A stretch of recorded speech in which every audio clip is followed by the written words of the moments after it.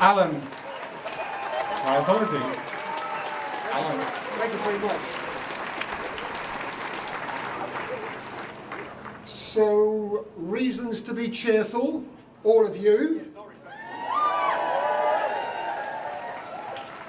And another reason to be cheerful is that the last of the fraudulent Brexiteers, Michael Gove, got knocked out.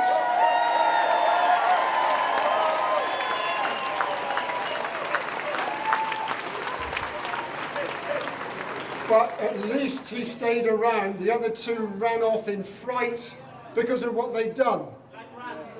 So they knew they'd done wrong, and we know, being here tonight, that we're doing the right thing. It's great to see so many people celebrate the fact that Norwich, a little dot on referendum night, voted to stay in.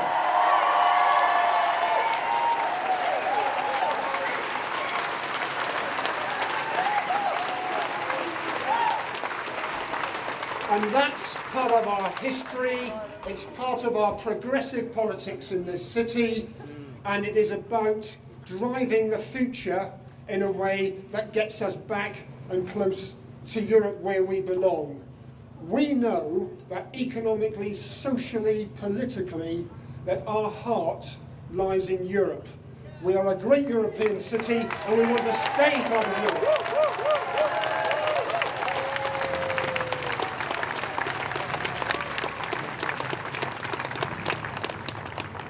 Now, it wasn't 100% in Norwich. There were people who voted to leave the European Union. But I think, and one of them's here today, but only one.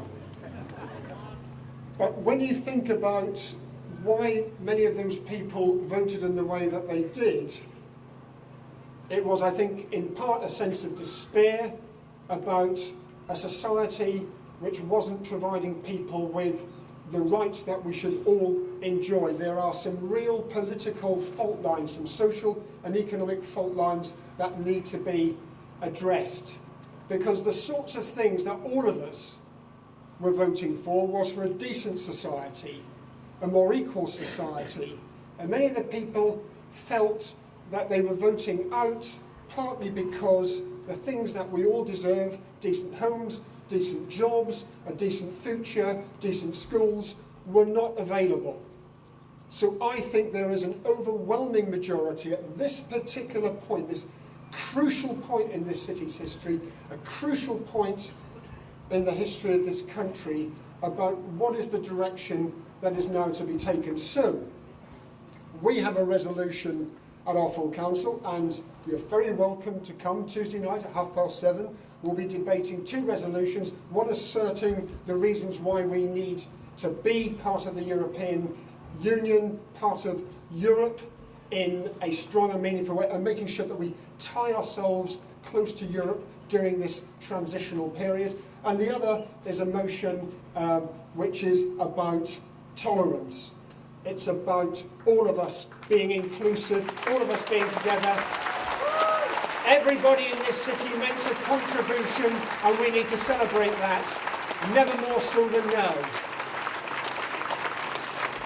So there are people for whom this is a glorious opportunity to see some sort of neoliberal vision of a country ruled by frankly a sclerotic city of London that sees deregulation of every protection that we enjoy, and that is their vision. And our vision needs to be a different one. Our vision needs to be one of greater equality, greater unity, greater openness, and greater inclusiveness. In this city, and I have to say the City Council does its best, but we have entrenched inequality that we must take the opportunity now to address collectively. This is our moment. This is our moment to shape the future of this city, and we're going to need to rely on the resources and the resilience and the support of everybody across the city at this very difficult time. So we must all do that together. But what we must also do is we need to make the argument for a decent, progressive, civilised future. And that is not one brilliant rally like this. It is not a series of speeches and resolutions to council. That is the work of the next half-decade. So the City Council, cross-party, will be doing its role in mobilising all of those interests, all of us together, but actually that can only work if we all come together ourselves. We must shape the agenda. The people who promoted the idea of hate and fear and attacks on otherness are the people who control the narrative and won by a small margin that Brexit vote. What we have to do is we have to push it in the other direction. This is the time, I think, over the next 3 or 4 years, when we learn what the benefits of being European citizens is all about. And if we ever voted again on this issue, it wouldn't be 56%, it would be 80 or 90% in this city, and it would be something that would unite us all across Britain. So we have a job of work to do. Tonight is a wonderful start. You've cheered me up immensely. Thank you very much.